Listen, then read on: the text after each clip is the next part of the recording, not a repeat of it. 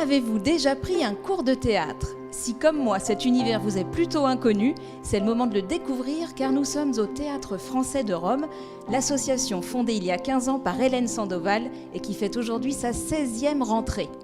Mais il est encore temps de s'inscrire. Et l'offre de cours en français donc est vaste. Cours pour enfants et adolescents donnés au lycée français Chateaubriand, à l'Institut français, mais aussi dans des écoles italiennes et ouverts bien sûr aux francophones comme aux italiens.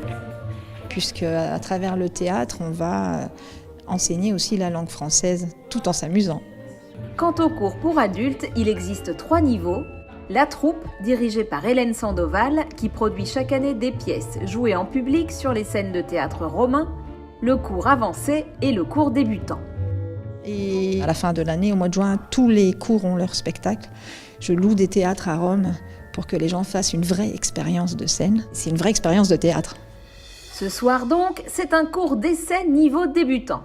Alors, relâchez bien tous vos muscles, baissez les muscles des épaules, le cou, etc. Détendez-vous. Il est dirigé par Agathe, qui vraiment est très très bien avec les débutants. Et pour les non-francophones, c'est vraiment l'idéal ce cours-là. Allons voir donc comment ça se passe. On va faire un petit échauffement. Un échauffement vocal pour faire connaissance. Agathe! Luc, Antoine, Anthony. Tous. Un échauffement physique. Allez, plus vite. Faire. Et les deux en même temps. Vous vous occupez pas des autres. Travaillez sur votre souffle, concentrez-vous sur votre propre respiration.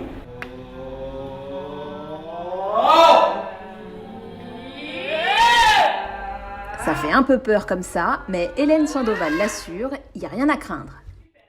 Si je suis timide, est-ce que je dois avoir peur ? Alors j'ai envie de te dire, surtout viens. Parce que moi-même, j'ai été une grande timide. Je dis toujours, heureusement que j'ai rencontré le théâtre dans ma vie parce que ça m'a sauvé la vie. C'est le seul endroit où je me sentais bien, où je sentais que je pouvais m'exprimer parce qu'on est tous dans le même bateau. Et c'est grâce au théâtre qu'on apprend à gérer sa timidité, le cœur qui bat, à affronter des situations comme parler devant un public. La première chose que j'essaie, moi, de faire comprendre à la première leçon, c'est qu'il n'y a pas de jugement. Et si plus de 300 élèves font confiance au Théâtre Français de Rome chaque année, c'est que sa fondatrice a une longue carrière d'actrice. À Rome depuis 25 ans, elle a foulé les planches de nombreux théâtres romains au sein de troupes italiennes. J'ai joué 10 ans sur les scènes italiennes, dans les théâtres importants aussi à Rome. Et après 10 ans de jeu en italien, j'ai eu un besoin de retour aux sources. Je n'ai pas trouvé de compagnie professionnelle française ou francophone à Rome, donc j'ai eu envie de la créer. Avec 4 personnes, on a démarré avec un spectacle, Cuisine et dépendance en 2003. Voilà le premier spectacle en français. 16 ans plus tard, la passion se transmet, avec déjà, pour nos nouveaux débutants, des petites scènes d'improvisation. T'as vu comme il fait beau là? Ils viennent nous emmerder avec leurs jeux de société, leurs sudoku, leur Monopoly. Bah non, vous n'avez pas le Monopoly parce qu'on est en Italie, forcément. L'origami, vous savez d'où ça vient l'origami? Non mais arrête, mais c'est le film ça. Excuse-moi. Cette expérience m'a beaucoup plu. Je pensais que le théâtre était bien plus structuré. Et finalement, il y a quand même une certaine dose de créativité. J'imaginais forcément l'improvisation comme étant quelque chose où la liberté peut s'exprimer. Mais même dans un exercice de première année, de premier cours, de débutant, on va mettre immédiatement les jeunes sur la scène. On va leur demander de crier, de marcher, de montrer les émotions aux autres, devant les autres. Et ça, j'ai trouvé ça génial. Développez le conflit petit à petit. Disons que là, c'est ma 3e séance déjà, parce que j'ai voulu essayer tous les niveaux avant de pouvoir me décider. Et les 3 profs, parce qu'il y a 3 profs différentes, avaient toutes leurs particularités, mais étaient toutes géniales. Nos débutants semblent convaincus. Une fois qu'on a passé le cap, on commence à s'amuser vraiment. Ça, c'est la clé. Et en attendant de les applaudir sur scène pour leur spectacle de fin d'année, notez bien les événements organisés par le théâtre pour cette 16e saison. Cette année, le spectacle phare, c'est le jeu de l'amour et du hasard de Marivaux, qui est monté donc par Hélène avec les acteurs de la troupe, qu'on va présenter d'abord pour les scolaires en matinée, puis au grand public en soirée et aussi en samedi après-midi à l'Institut français. Et on amène aussi une troupe d'Avignon qui viendra jouer un spectacle qui s'appelle 1830 sur la vie de Sand, de Balzac et de Victor Hugo dans un théâtre romain au mois de novembre. Et il y aura d'autres productions aussi de la troupe, donc La Porte à côté qui est une comédie plus contemporaine, légère. Et bon à savoir, Comme les cours, les spectacles sont aussi ouverts aux Italiens puisqu'ils sont en langue française, mais ils sont sous-titrés en italien. Comme ça, tout le monde peut venir et suivre.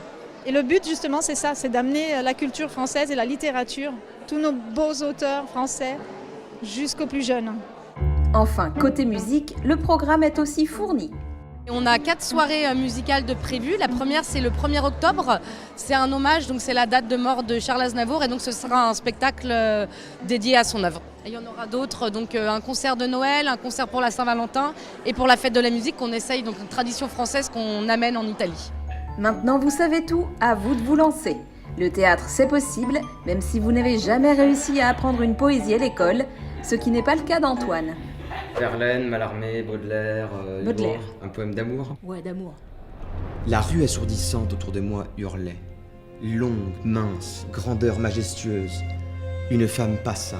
Si on n'a pas une bonne mémoire, ce n'est pas grave du tout, au contraire, parce que justement, moi aussi j'ai une très mauvaise mémoire, mais on va décider quels sont les moments importants de la scène et on va les travailler en improvisation. On va passer d'abord du temps à créer le personnage psychologiquement, physiquement, comment il se rapporte aux autres.